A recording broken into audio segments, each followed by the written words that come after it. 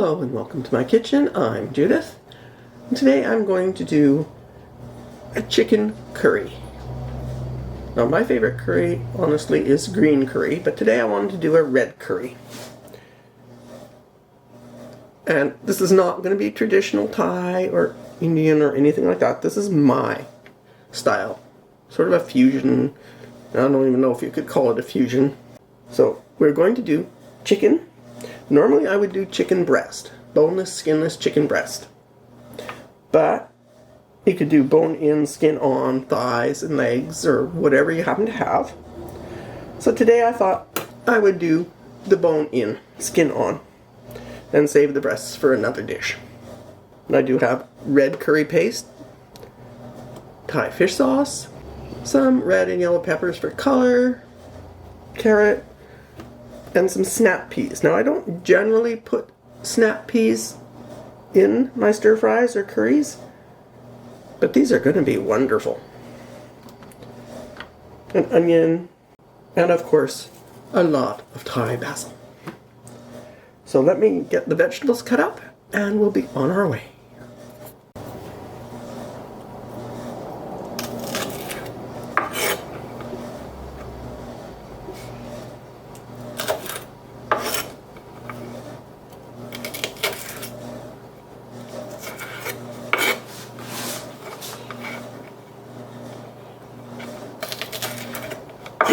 Before we get started cooking, I just wanted to mention the sugar I'm using today is palm sugar, and I have broken up one of these lovely little discs.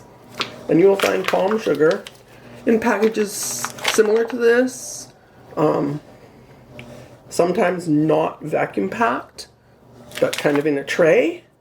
Each disc is 2 ounces, so this is 1 disc. Probably not going to use it all. Normally I use 1 disc when I make my tamarind sauce, which I'll give you a link to that. Generally for a curry, I would use brown sugar, but I thought, well, let's go a little more authentic with this one. So it's palm sugar. And I will start with a tablespoon or so and add more as needed. And the same as the fish sauce, you start with like a half a teaspoon and add more as needed. And that depends a lot on your curry paste. If your curry paste is salty, or if you want lots of curry paste, there will be more salt. You want to back off on this fish sauce.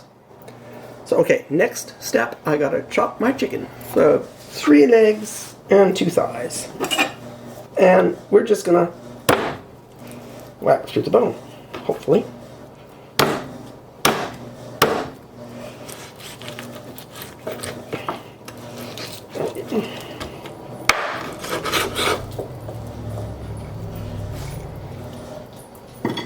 Apparently my knife needs sharpening. So once your pan is hot, well, warm, I'm going to add about a tablespoon of oil. And then we're going to put our onions in.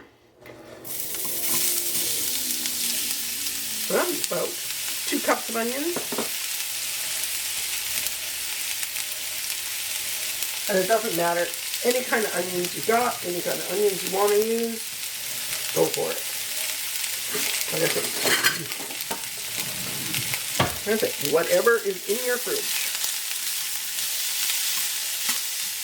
And we're going to let these cook down a little bit first before we go any further.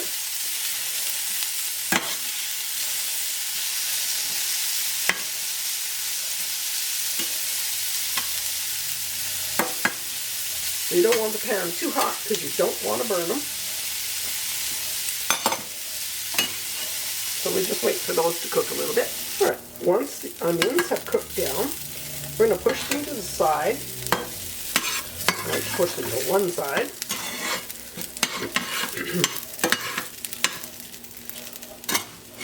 We're going to add some more oil. Then we're going to add our chicken pieces. Put them all in there.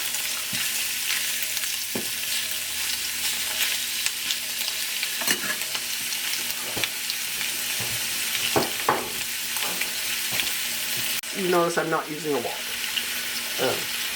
I do tend to do this in a stainless steel skillet. It's just my preferred pan for it.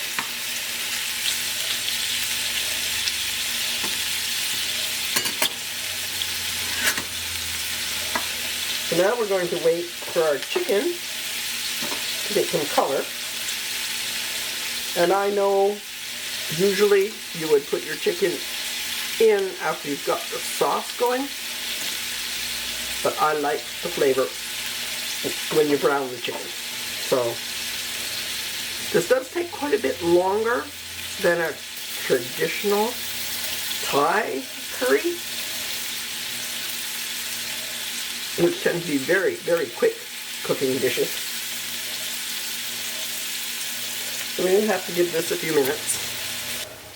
Now that we've got the chicken browned, because I normally use chicken breast, I would just push it aside and get on with the sauce. But because my pan is fairly full, and I'm starting to think I overestimated the capacity of this pan,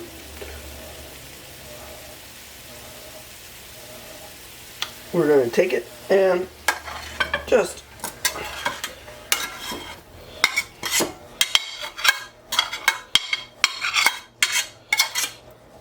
pour chicken and everything into a bowl. So now what we're going to do is start our sauce. And I have this is 165 mils of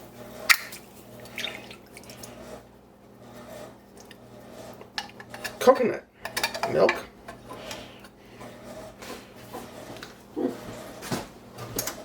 Tasty. And we're going to bring that up to a boil. Okay, now that it's started to get nice and bubbly and foamy, we're going to add our chili paste. And that's about 1 tablespoon of red chili paste. You can add as much or as little as you like,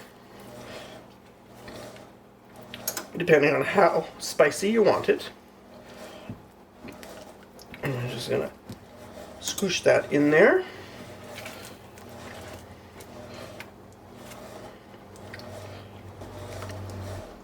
Now, what we want is for it to boil, and for the coconut oil to start to separate.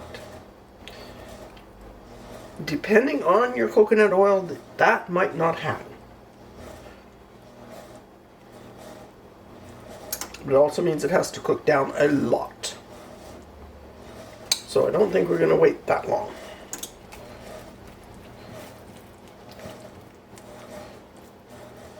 Because we don't really want it to cook down terribly. Well, I can see the oil starting to separate out, so we're good. And see, if you look at the bubbles,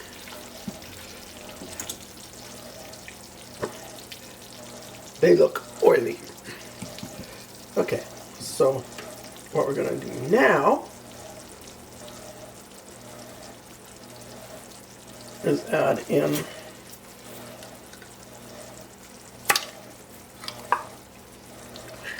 another can of coconut milk. And if you don't want it this rich, you could add in chicken stock, which I do have on standby in case things get too thick.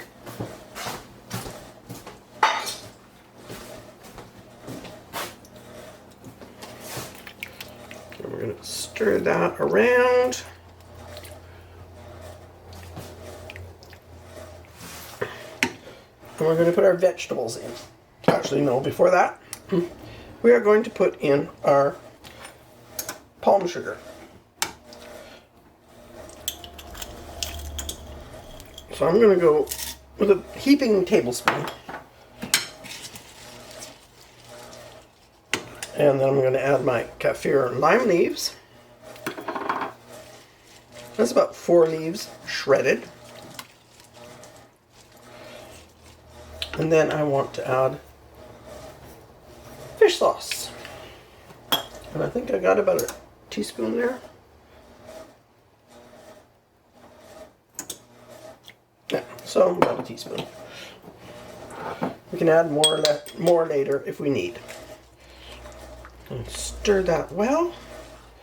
And that's starting to look like a luscious sauce.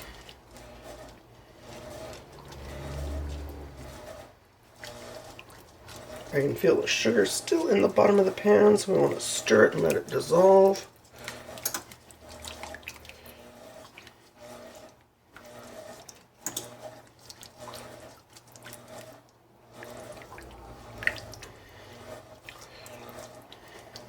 Now, if your palm sugar cakes are fresh, you can shave them with a knife. Unfortunately, mine was old, so it's getting a little bit dried up and hard, so I had to beat it with a mallet.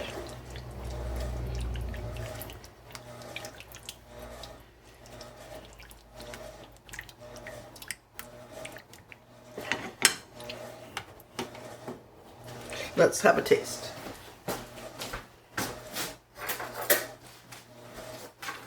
And always, always, always taste your sauce.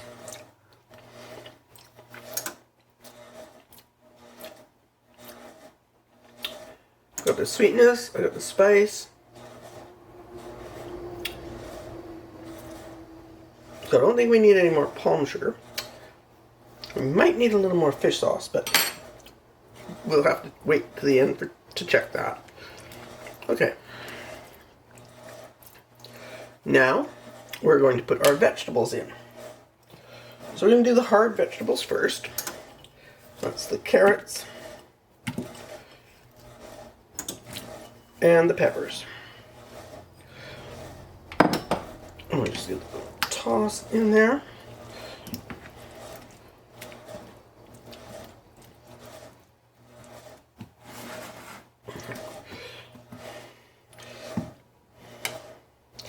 Turn the heat back up a little bit.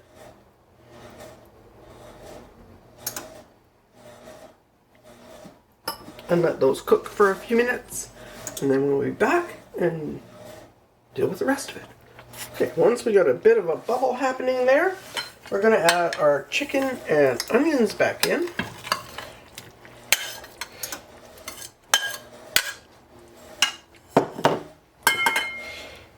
We may need to switch back to this implement.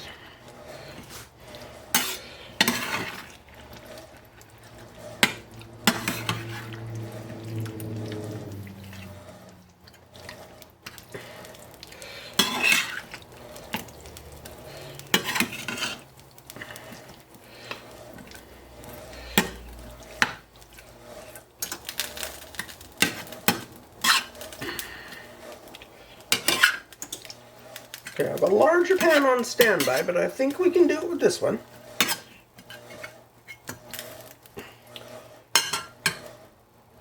And I think we're going to need to put a lid on for a little bit.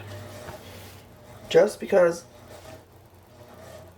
we want to get that chicken fully cooked. And if it's not submerged, chances of it fully cooking, well, it will take a while. About 13 minutes. Well, maybe a little less. Oh, looking good.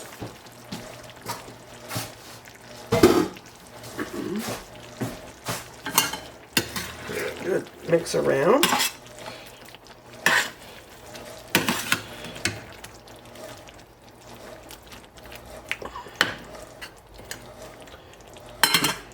Now we're going to add our snap peas, because we do want something crunchy.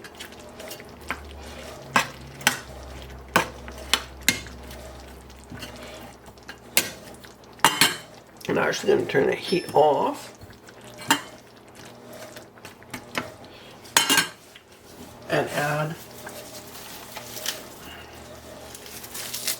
a lot of Thai basil. Just like pretty much the whole plant, I think.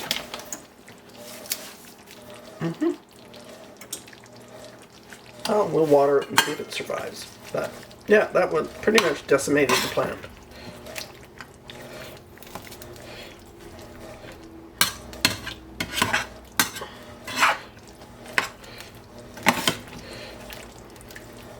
Well, that will just wilt down.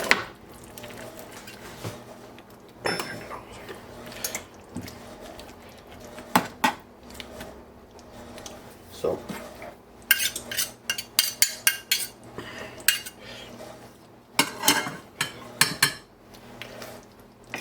now we want to taste. We got the spicy, the sweet and salty balance each other. I think we're good.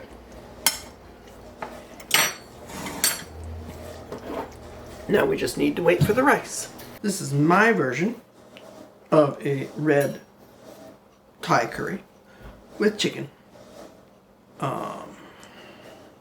And just jasmine rice to serve it with. Let's get some of the sauce. We can get some of the sauce in there and some of the rice. Let's have a taste.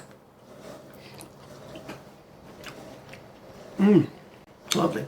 A little bit spicy. For me, it's a little bit spicy. For you, probably wouldn't even notice it.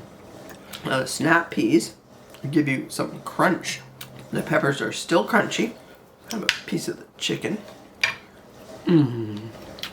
It's so good. And of course,